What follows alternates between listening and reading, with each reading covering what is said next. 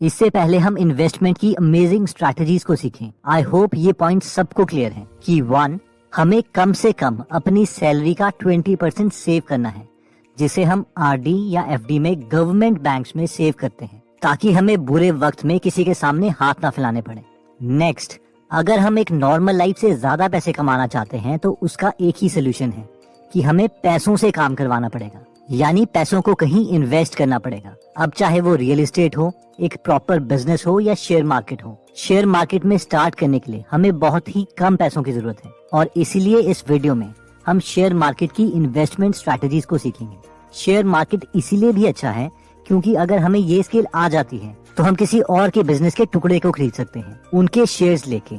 और एक बार जब हम शेयर्स खरीद लेते हैं उसके बाद उस बिजनेस में वो बिजनेसमैन काम करेगा। जस्ट इमेजिन, हम एक बार शेयर्स खरीदते हैं और उसके बाद वो हमारी पैसिव इनकम बन जाती है। अब ऑब्वियसली हर किसी के पास ये स्किल नहीं है, लेकिन आज की इस वीडियो में हम इसी स्किल से कुछ प्रिंसिपल सीखेंगे। तो आइए स्टार्ट करते हैं। वॉरेन बफेट, जो कि दुनिया के सबसे अमीर इन्वेस्टर हैं, उन्होंने कहा था कि जिसे फाइनेंशियल स्टेटमेंट्स पढ़ने नहीं आती उसे इंडिविजुअल स्टॉक्स नहीं खरीदने चाहिए। और ये एकदम सही है और इसीलिए इस वीडियो में हम फाइनेंशियल स्टेटमेंट्स को पढ़ना सीखेंगे, और वो भी बहुत इंटरेस्टिंग वे में। देखिए, फाइनेंशियल स्टेटमेंट्स हमें तब समझ आएगी जब हम कंपनी के प्रोसेस को समझते हैं। तो आइए हम पहले कॉन्सेप्ट से स्टार्ट करते हैं, जो कि है bonds are safer than stocks. इस कॉन्सेप्ट को समझने के लिए हम आपके लिए कंपनी खोलते हैं जिसका नाम हम रखेंगे कंपनी ए, जिसको आपने 7 लाख शेयर्स में तोड़ा है और हर शेयर की कीमत 1 रुपए रखी है। ये कंपनी आपने इसीलिए खोली है ताकि आप टी शर्ट्स बेच सकें। अब आप जब इस बिजनेस की कैलकुलेशंस करते हैं तो आपको पता चलता है कि इस बिजनेस के लिए स्टार्टिंग में आपको 10 लाख रुपए चाहिए। अब क्योंकि आप समझदार हैं इसलिए आप सोचते हैं कि इस बिजनेस में सारे पैसे मैं खुद के क्यों इन्वेस्ट करूं। आप कंपनी ए में सिर्फ 5 लाख रुपए इन्वेस्ट करते हैं और 5 लाख शेयर्स के ओनर बन जाते हैं। लेकिन बाकी के 5 लाख रुपए कहाँ से आएंगे? आप अपने 2 दोस्तों से बात करते हैं और वो दोनों दोस्त आपको पैसे देने के लिए राजी हो जाते हैं। आपका पहला फ्रेंड राम आपको 3 लाख रुपए देता है, जिसके बदले उसे आपकी कंपनी से 3 लाख का बॉन्ड सर्टिफिकेट चाहिए।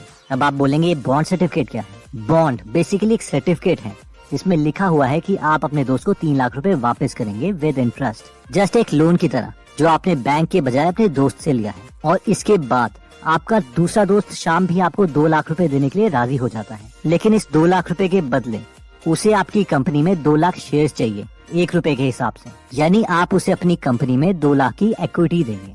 तो अब हम आपकी कंपनी ए की बैलेंस शीट बनाते हैं। तो एक कंपनी की बैलेंस शीट में बेसिकली 2 चीजें होती हैं, एसेट्स और लायबिलिटीज। अब इसमें एसेट्स और लायबिलिटीज की डेफिनेशन रिच डैड और पुअर डैड की बुक से थोड़ी डिफरेंट है। एसेट्स वो चीजें हैं जो कंपनी ओन करती है, जैसे कि कोई कैश, प्रॉपर्टी, कोई मैकेनिकल टूल जो कंपनी को चलाने के लिए चाहिए, एक्सेट्रा। जबकि लायबिलिटीज वो चीजें हैं जो कंपनी को किसी को देनी है, फॉर एग्जाम्पल बैंक लोन या बॉन्ड्स की फॉर्म में लिया हुआ लोन या फिर इक्विटी से कलेक्ट हुआ पैसा जो कि शेयर होल्डर्स को वापस देना है। तो आपकी कंपनी ए की बैलेंस शीट कुछ इस तरीके से दिखाई देगी, जिसमें लेफ्ट साइड में आएगा एसेट्स और राइट साइड में आएगा लायबिलिटी। आपके पास एसेट्स हैं सिर्फ 10 लाख रुपए की टी शर्ट्स के, क्योंकि आपने अपना सारा पैसा इसी में इन्वेस्ट कर दिया। जो 5 लाख रुपए आपने खुद इन्वेस्ट करे थे, 3 लाख रुपए जो आपके फ्रेंड राम ने दिए थे और 2 लाख रुपए जो आपके फ्रेंड श्याम ने दिए थे।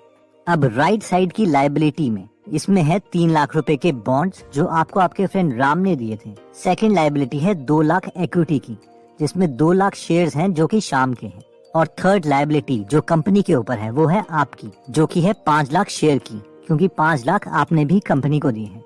अब आपको लगेगा कि ये लायबिलिटी में मेरे शेयर्स की इक्विटी कैसे आ गई, मैं तो कंपनी का ओनर हूँ। लेकिन लीगली लॉ की नजरों में कंपनी और आप अलग अलग हैं और कंपनी के ऊपर आपको पैसे देने की लायबिलिटी है, क्योंकि कंपनी ने आपको 5 लाख रुपए देने हैं। 10 लाख रुपए के एसेट्स हैं और 10 लाख की लायबिलिटी है। अब सवाल आता है कि अगर आपका ये बिजनेस चला ही नहीं और वो फेल हो जाता है तो? अब क्योंकि आपके पास 10 लाख की टी शर्ट्स हैं तो आप मार्केट में जाते हैं उसे बेचने के लिए, लेकिन दुकानदार आपको सिर्फ 3 लाख रुपए देता है, क्योंकि उसकी नजरों में आपके 10 लाख की टी शर्ट्स की कीमत सिर्फ 3 लाख रुपए है। I am sorry for the loss. अब आपके लॉस के लिए सॉरी, बट मेन पॉइंट ये है कि ये जो 3 लाख रुपए आपके 10 लाख की टी शर्ट को बेच के मिले हैं वो किसको जाएंगे? आपको, आपके फ्रेंड राम को जिसने आपको 3 लाख रुपए दिए थे बॉन्ड्स के लिए, या आपके फ्रेंड श्याम को, जिसने आपको 2 लाख रुपए दिए थे स्टॉक्स के लिए। अब आप सोचेंगे कंपनी तो मेरी है, कम से कम ये 3 लाख रुपए मैं तो रखूं।